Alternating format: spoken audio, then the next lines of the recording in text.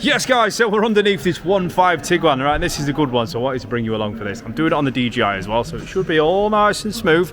Nonetheless, we had a bit of a whistling noise or howling noise or some form of bearing noise, and as you can see, we've got the sump off. All looked okay until we may have kind of found the thrust washer sort of embedded into the baffle plate. So what we saw was that little bit of metal, see that in the middle of the screen there? That little bit of metal sticking through the baffle plate, and we thought, what's that? Oh shit! So yeah, there you go guys, that is the thrust washer causing the noise that we were hearing. It was a good noise as well, it was loud.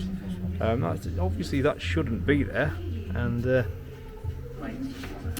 yeah, I'll leave that one in the comments for you guys. See what you see if you've ever had this experience before. But yeah, we haven't yet.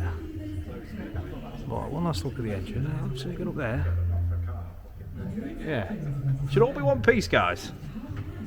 See you in the comments.